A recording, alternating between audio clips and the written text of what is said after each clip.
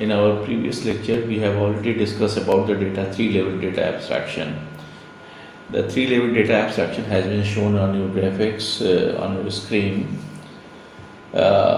जैसा कि यहाँ पे आपको दिख रहा है कि यहाँ पे जो टॉप लेवल है जिस पे यूजर्स लगे हुए हैं view 1, view 2, view 3, view n के माध्यम से, यहाँ से यूजर्स जो हैं अपने डेटाबेस से कनेक्ट होते हैं और they are accessing their data with the help of some application program.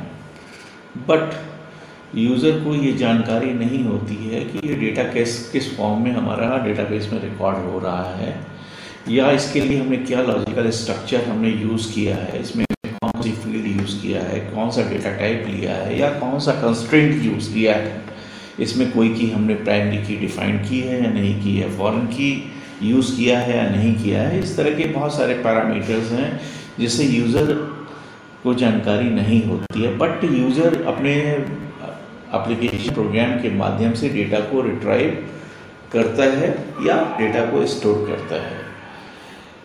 इसका एक बेस्ट एग्जांपल आपके सामने मैं इसके माध्यम से रखता हूँ। यहाँ पे एक टेबल है जिसका नाम x1 है। इसका स्ट्रक्चर क्या है, ये with the help of this command desc x1 semicolon, with the help of this command you will get the structure of this table, your table that are coming in front of you on your screen. यहाँ पे देखिए एक table का नाम क्या है, x1 है। ये टेबल कैसी है, रिलेशनल टेबल है। इसमें number of attributes, number of columns already define किए गए हैं। यहाँ पे पहला एट्रीब्यूट्स रोल है जिसका डेटा टाइप कैरेक्टर है और 2 बाइट यहाँ पे ऐड किया गया है जो कि प्राइमरी की है, आपको दिख रहा है। ये कर्सर आपका प्राइमरी की के ऊपर मूव कर रहा है। दूसरा एट्रीब्यूट यहाँ पे नेम है जिसका डेटा टाइप कैरेक्टर है। इसकी साइज भी हमने 10 बाइट्स की डिफाइन कर रखी है। और नेक्स्ट एट्रीब्यूट जो है आपका वो सिटी है, data type is character and length is 10 byte. Suppose अगर हम इसमें कोई और नया एट्रीब्यूट ऐड करना चाहें या कोई किसी एट्रीब्यूट को हम डिलीट करना चाहें तो हम इसमें एट्रीब्यूट को अपडेट कर सकते हैं या हम डिलीट कर सकते हैं। हम आपको ये दिखाना चाहते हैं कि इस टेबल में अभी हमारे पास कौन कौन से रिकॉर्ड, कितने रिकॉर्ड अभी स्टोर हैं। इसके लिए क्वेरी हमने फायर किया, select asterisk from table name. Table का नाम क्या है, x1 है। यहाँ पे देखिए 6 रिकॉर्ड्स ऑलरेडी यहाँ पे डिस्प्ले हो रहे हैं, पर रिकॉर्ड नंबर 2 और रिकॉर्ड नंबर 3 में हमारे पास क्या है कि सिटी के आगे कोई भी डेटा अवेलेबल नहीं है, नल वैल्यूज के सामने स्टोर हुई है। अब जैसा कि इस पीपीटी में रिफ्लेक्ट हो रहा है कि यूज़र 1 ने एक टेबल क्रिएट किया जिसमें आपका ये दिखता है कि यहाँ पे 3 attribute roll number, name, city आपका यहाँ पे दिख रहा है। अगर सपोज करिए कि यहाँ पे यूजर नंबर 4 जो है, नंबर 2 है, एक नया एट्रीब्यूट इसमें ऐड करना चाहता है now, and that attribute is nothing but is the mobile number. तो first of all we have to see how the next attribute has to be added in your existing table. For that we have to use command, and that command is alter table command, alter table name, alter table name। Table का नाम यहाँ पे क्या है, x1 है। add column name, column name हम क्या रखना चाहते हैं, mobile number, suppose mobile underscore NO।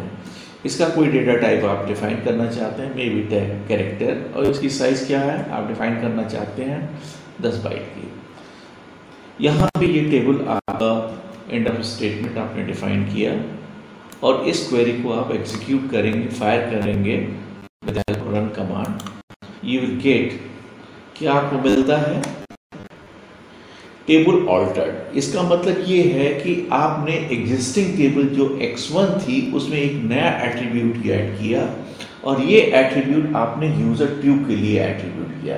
अब आप देखना चाहेंगे कि वाकई इसमें इस टेबल में क्या नया एट्रीब्यूट ऐड हुआ है या नहीं हुआ है।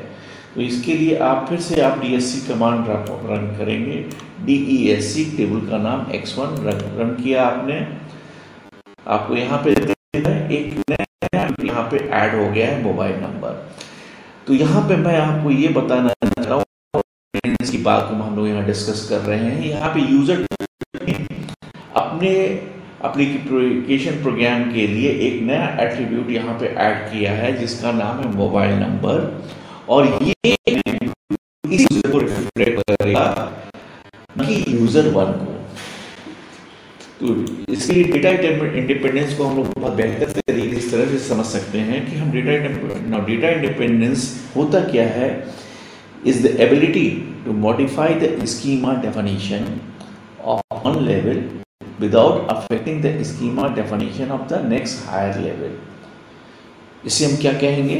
That is called data independence. क्या किया आपने लॉजिकल लेवल पे?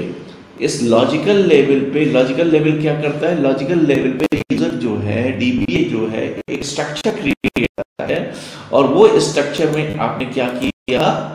एक नया एट्रीब्यूट ऐड किया था जिसका नाम क्या था? Mobile number. ये हमने आपको स्क्रीन पे डार्कन किया है। उसको किस तरह से किया? ऑल्टर टेबल कमांड यूज किया। Alter table name add mobile number, ये नया एट्रीब्यूट है। ये एट्रीब्यूट हम यूजर 2 के लिए क्रिएट करना चाहते हैं, और ये एट्रीब्यूट उसके एप्लीकेशन प्रोग्राम में ही रिफ्लेक्ट करेगा, ना कि यूजर 1 में।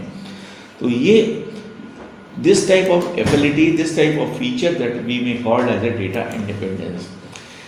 जैसा कि आपको पता है कि डेटा इंडिपेंडेंस जो होता है 2 तरह का होता है। अगर हम फिजिकल लेवल पे जहाँ पे हमारा डेटाबेस स्टोर है, उसके स्टोरेज स्ट्रक्चर के मैकेनिज्म में आप कोई चेंज करना चाहते हैं। क्यों चेंज करना चाहते हैं? Because we have to improve the performance of the retrieval of data, या हम उसकी परफॉर्मेंस को इस तरह से बढ़ा दें मेरा डेटा एफिशिएंटली मेरा इस डेटाबेस में स्टोर हो।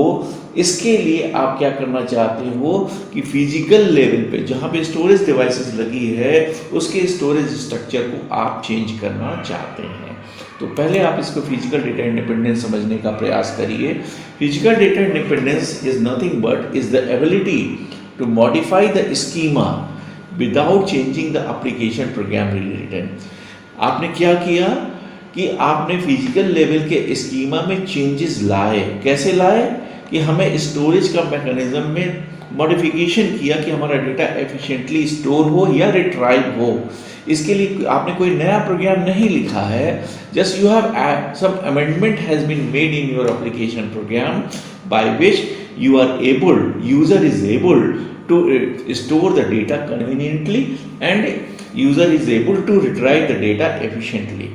Modification at the physical level is occasionally necessary to improve the performance of the storage devices.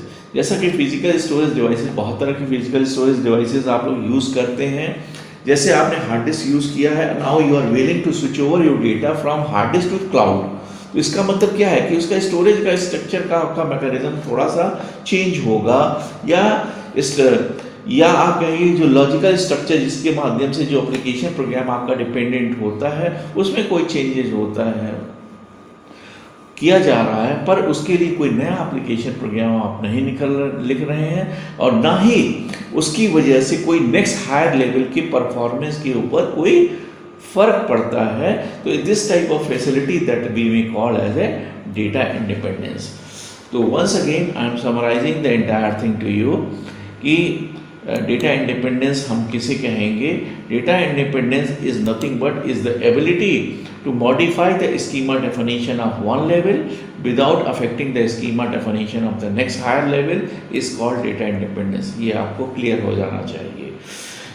दूसरी बात कि हमने स्टोरेज के जो हमारा लोएस्ट लेवल डेटा एब्स्ट्रैक्शन इस ग्राफिक्स में आपको जो है डेटाबेस यहाँ पे दिख रहा है, जहाँ पे आपका डेटा स्टोर हो रहा है, उसकी परफॉर्मेंस को आपको इम्प्रूव करना है। इसका मतलब आपको स्टोरेज स्ट्रक्चर के मैकेनिज्म को इन्हांस करना है, उसमें आपको थोड़ा सा मॉडिफिकेशन करना है। उसके लिए आप फिजिकल डेटा इंडिपेंडेंस यूज करते हैं, और फिजिकल डेटा इंडिपेंडेंस भी एबिलिटी है जिसके माध्यम से हम अपने एप्लीकेशन प्रोग्राम में थोड़ा सा चेंज करते हैं और इस एप्लीकेशन प्रोग्राम के माध्यम से हमारी स्टोरेज की परफॉर्मेंस या इम्प्रूव कर जाती है, जिसको हम लोग फिजिकल डेटा इंडिपेंडेंस कहते हैं। लॉजिकल डेटा इंडिपेंडेंस उसे कहते हैं कि जो लॉजिकल स्ट्रक्चर, जो लॉजिकल लेवल पे, जिसको हम लोग लॉजिकल लेवल पे जो हम स्ट्रक्चर क्रिएट करते हैं, जिसके ऊपर हमारा एप्लीकेशन प्रोग्राम पूरा डिपेंड करता है, उस स्ट्रक्चर में हम कोई नया एट्रीब्यूट या तो ऐड कर रहे हैं, जैसा कि हमने आपको यहाँ पे एसक्यूएल क्वेरी के माध्यम से आपको हमने दिखाया। एक नया एट्रीब्यूट मोबाइल नंबर हमने ऐड किया और ये एट्रीब्यूट से हमारा क्या है, स्ट्रक्चर में पूरा मॉडिफिकेशन हो गया है और इस मॉडिफिकेशन से हमारे एप्लीकेशन प्रोग्राम के ऊपर कोई भी चेंजेस नहीं आया है। तो इस तरह की एबिलिटी को हम लोग लॉजिकल डेटा इंडिपेंडेंस कहते हैं और लॉजिकल डेटा इंडिपेंडेंस को हम लोग ये कह सकते हैं, ये भी एक एबिलिटी है जिसके माध्यम से हम मॉडिफाई करते हैं किसके, लॉजिकल लेवल के स्कीमा को without changing the application program written. Modification is always occasionally necessary to improve the performance of the database। और लॉजिकल स्ट्रक्चर में कोई चेंजेस लाना है, किसी एट्रीब्यूट को जोड़ना है, इसकी डेटा टाइप को चेंज करना है, साइज को बढ़ाना है, इस तरह के बहुत सारी चीज़ों को आप इम्प्रूव करने के लिए आप लॉजिकल स्ट्रक्चर के में मॉडिफिकेशन करते हैं, जिसे हम लोग लॉजिकल डेटा इंडिपेंडेंस कहते हैं। इस टॉपिक को कवर करने के लिए कुछ रेफरेंसेस यूज़ किए गए हैं और आप इस रेफरेंसेस को यूज़ करके आप बहुत बेहतर तरीके से डेटा इंडिपेंडेंस को समझा है और भविष्य में आपको अगले टॉपिक में आपको फिर से आमंत्रित किया जाएगा। आपसे अधिक इस पीपीटी को, इस वीडियो को देखें और अपने फ्रेंड्स के में शेयर करें, जिससे ज़्यादा से ज़्यादा लोग इस बेनिफिट का एडवांटेज ले सकें। आप सभी को बहुत बहुत धन्यवाद।